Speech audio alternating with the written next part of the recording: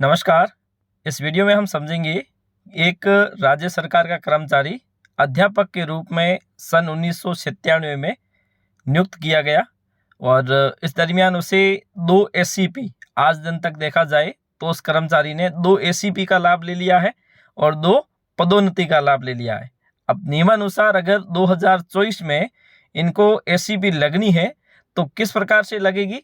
अगर 2 एससीपी और 2 प्रमोशन लेने के बाद में तीसरी एससीपी के लिए क्या नियम है उसे भी हम समझने का प्रयास करेंगे। तो चलिए शुरू करते हैं। एक राज्य सरकार का कर्मचारी जो मूलतः अध्यापक ग्रेड 3 के रूप में सितंबर 1997 में भर्ती होता है। अब उसके 9 साल बाद 2006 में उसे एक एससीपी का लाभ दिया जाता है और उसके 9 साल बाद 2015 में उसे दूसरी एससीपी दी जाती है। उसके बाद में 3rd ग्रेड से इतने साल की सर्विस के पश्चात उसे पदोन्नति दी जाती है 3rd ग्रेड से 2nd ग्रेड के रूप में। यहाँ पे 2nd ग्रेड बन गया। उसके बाद में अगले ही साल 2016 में वो प्रथम श्रेणी अध्यापक बन गया। अब उसका लेवल हो गया 12 2016 में।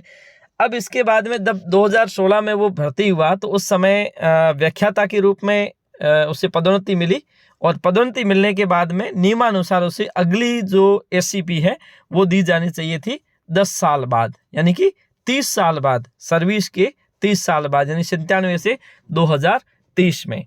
वर्तमान में उसका मूल वेतन है वो 67,000 है। और अब तीसरी एससीपी उनको कब दी जाएगी? क्योंकि राजस्थान सरकार के सेवा नियम में कुछ परिवर्तन किया गया है पदोन्नति और एससीपी को लेकर। अब दरअसल ऐसा है, अब वर्तमान में वो लेवल 12 पे है, ठीक है।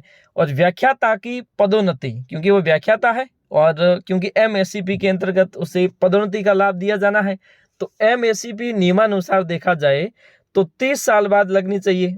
1997 में ये भर्ती हुआ है तो 2027 में इनको तीसरी एससीपी लगनी चाहिए, क्योंकि लेक्चरर है तो उसे 30 साल की एससीपी दी जाएगी।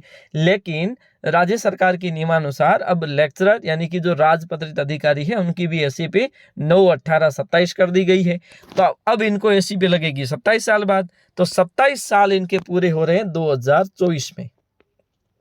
पहली बात तो स्पष्ट हो गई कि अब इनकी पदोन्नति यानी कि एमएससीपी का अगर ये लाभ लेंगे तो इनको पदोन्नति लाभ जो मिलेगा या एमएससीपी में जो प्रमोशन लाभ मिलेगा वो L14 पर मिलने वाला है, क्योंकि 13 पर वाइस प्रिंसिपल का पद है वो L14 पर है। अब अगर हम देखें कि जब सितंबर 2024 में इनकी पदोन्नति होगी या एमएससीपी का लाभ दिया जाएगा तो इनका वेतन निर्धारण कैसे किया जाएगा? वर्तमान में इनका 67,000 है। अब जुलाई 2024 में इनका एक इंक्रीमेंट लग जाएगा, रेगुलर इंक्रीमेंट जो लगता है, अब हो जाएगा उनका 69,000 रुपये।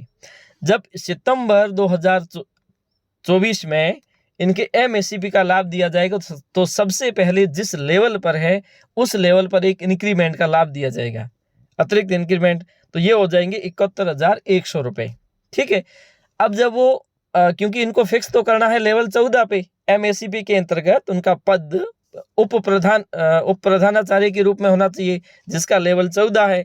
तो यहाँ पे क्या होगा, 71,100 जो यहाँ पे लेवल 12 में है उसके स्थान पे उनकी पदोन्नति का जो लाभ देना है वो दिया जाएगा L14 पर। L14 पर ये देखा जाएगा कि L14 में 71,100 या फिर उससे अगला सेल कौन सा है।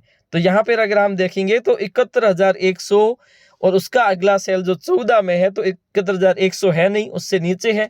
उससे ऊपर अगला सेल है वो 73,200 रुपये है। तो इस कर्मचारी को सितंबर 2024 में जब 3rd एससीपी का लाभ दिया जाएगा एमएससीपी के अंतर्गत तो इनका जो फिक्सेशन होगा वो L14 पर किया जाएगा और इनका जो मूल वेतन है वो 73,200 रुपये किया जाएगा। तो इस प्रकार से एक कर्मचारी जिसने 2 प्रमोशन 2 एससीपी ले रखी है उसके बावजूद भी इसका जो 3rd प्रमोशन या फिर 3rd जो एससीपी होगी, प्रमोशन नहीं एससीपी जो होगी, वो अब इनकी जो एससीपी होगी वो L14 पर होगी और 73,200 रुपये पर इसे फिक्स किया जाएगा। आज के लिए इतना ही, धन्यवाद।